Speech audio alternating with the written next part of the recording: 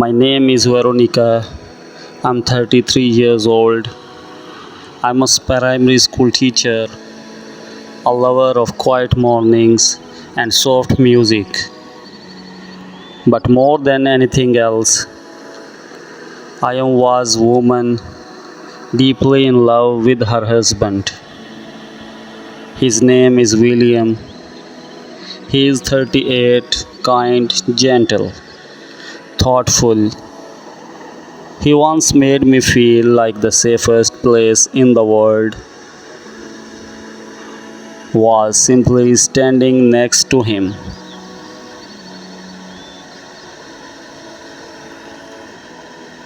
We had a beautiful, simple life, waking up late on Sundays, sharing books, laughing over burnt toast, loving each other quietly, completely. And then everything changed. Chapter 1. The day everything stopped. It happened on a Tuesday. That morning started like any other. I kissed William on the cheek, poured coffee into his favorite mug, the chipped one with the blue rim, and left for school. He was home, as always, working on his new novel. I don't know that would be the last morning I shared with the version of William I knew. Around 2 p.m., my phone rang. It was an unknown number. I almost did not answer. Are you Veronica, the wife of William Turner? My heart stopped. Yes, yes, I am. Is something wrong? There has been an accident, the voice said. Your husband is at City Hospital. You need to come right away. I dropped the phone. My colleague Adeline saw the color drain from my face. Veronica, she said. Panicked. What's happened? I could not speak. I just pointed at the phone laying on the floor. She picked up, spoke briefly to the person on the other end, then grabbed her keys. Come on, I'm taking you. The drive to the hospital felt endless. My mind was a storm of questions.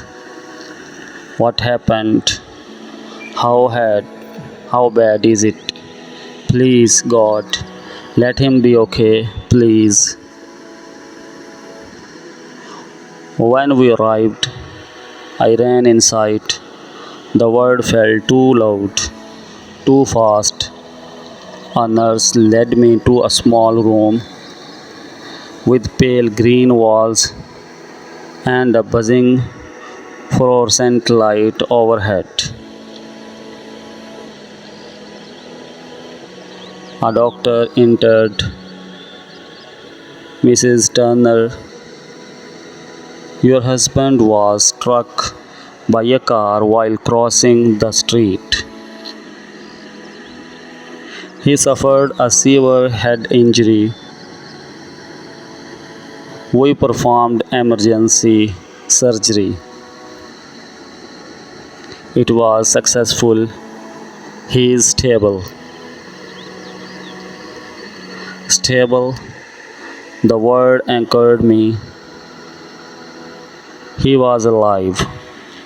Yes, I whispered. Can I see him? The doctor nodded. Yes, but I need to prepare you.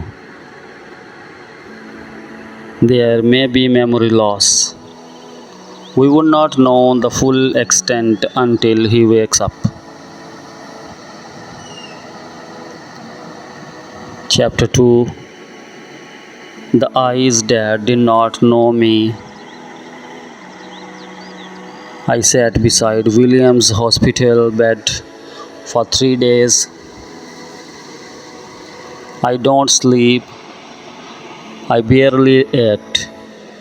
I held his hand, talked to him, read to him, told him stories about our life. And then, on third day, his fingers twitched. Nurse, I called. He is waking up. The doctor rushed in. Machines beeped softly. William's eyelids fluttered, then opened.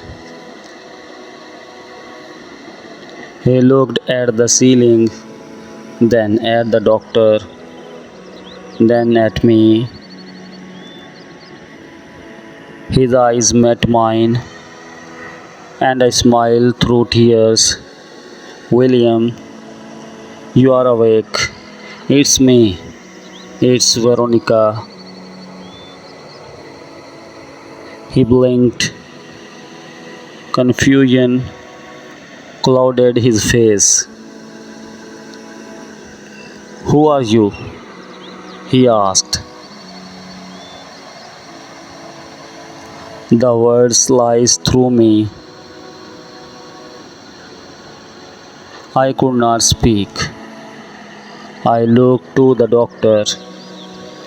William turned to him and said, I don't know her. Outside the room, the doctor explained the trauma caused retrograde amnesia. He remembers general things, what a car is, how to write, but his personal memories are gone. Your marriage, your life together, he does not know it. Gone 10 years, gone. Chapter 3. Ghosts in Familiar Places. When Williams was discharged, they said going home might help his memory. But our home was no longer his. He stood at the door like a visitor. This is our house. Yes, I said softly. Welcome home. He walked through the rooms slowly, looked at the photos on the walls, held a picture of our wedding in his hands like it was a relic from another life.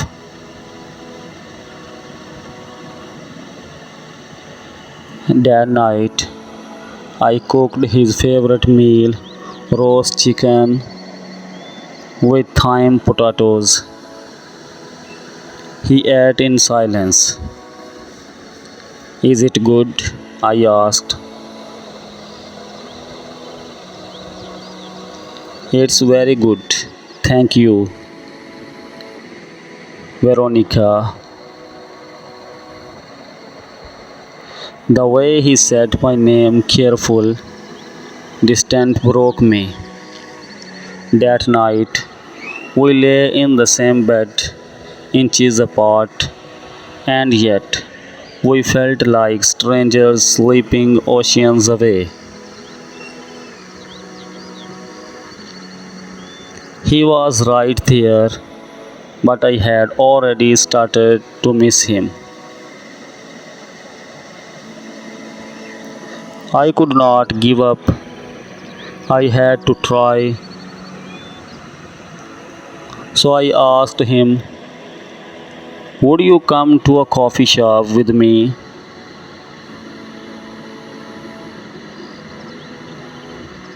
He hesitated, feels strange. Let's just have coffee as friends. He agreed. We went to the same place where we met then years ago. I told him the story, how he had spilled his coffee on my shoes, how he was so embarrassed, how I had laughed. I was clumsy. Who? He said, smiling faintly. Clumsy but charming.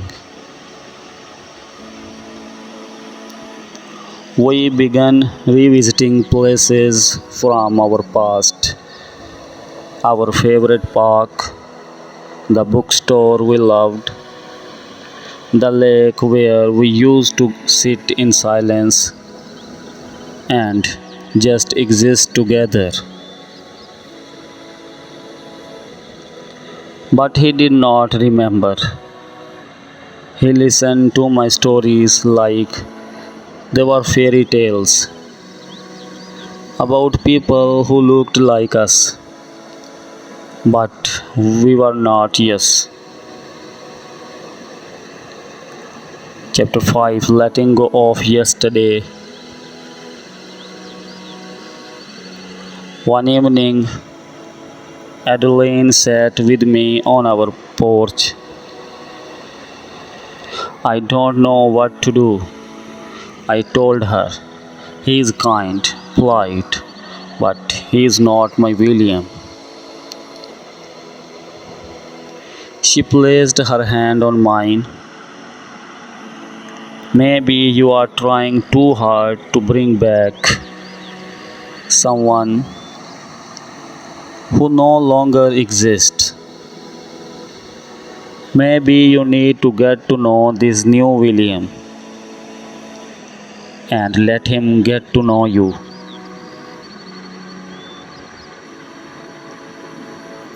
She was right. The next day, I stopped trying to restore the past. I started talking about my present, about schools, my students, my bad coffee addiction, and he started asking questions. What do you teach? What's your favorite book? What makes you smile? Slowly, gently, something new began to grow between us. He had sit in the kitchen while I cooked. He'd help water the plants. He had made coffee his own little way of caring. One day, after a hard day at school, I came home and collapsed on the sofa. Minutes later, he appeared with a steaming mug. You look tired, he said. I made you coffee. Tears welled up. Is it bad? No, I whispered. It's perfect. Our sixth anniversary came.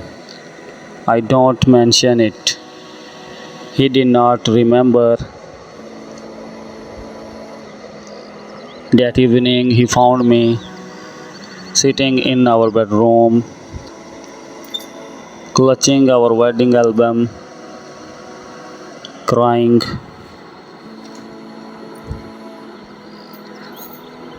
He sat beside me. I'm sorry, he said. I'm sorry I can't remember this. I'm sorry I'm not him. You don't have to be him, I said, because I'm starting to fall in love with you, the man you are now. He looked at me, stunned, and then he smiled, a smile that belonged to no memory, no ghost. It belonged to the man in front of me. Chapter 7. The second yes, we started dating again. Truly dating. Long walks, quiet dinners, late night talks under the stars. One evening, a year after the accident, he took me to the same park where he first proposed. He held my hand, knelt down, and opened a small box. I know, I can't remember the first time I did this, he said, but I want to make a new promise.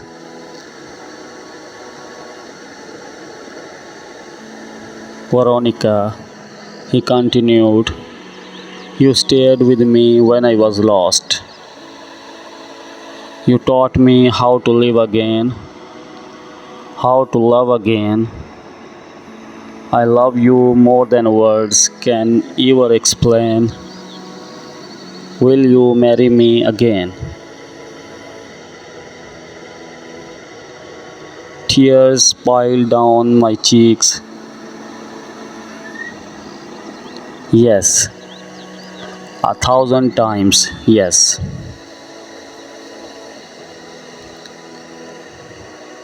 I told you a new beginning. William never regained his old memories, but we built new ones. We became new people with a new love, one that did not really own the past but grew from shared strength, patience, and faith. Sometimes life takes everything you think you need and gives you something you never expected: pain, loss, and then rebirth. If you have ever loved someone and lost them while they were still standing next to you, know this: love can begin again, even with a stranger. Never give up on love. Never give up on yourself. And never stop believing in second chances.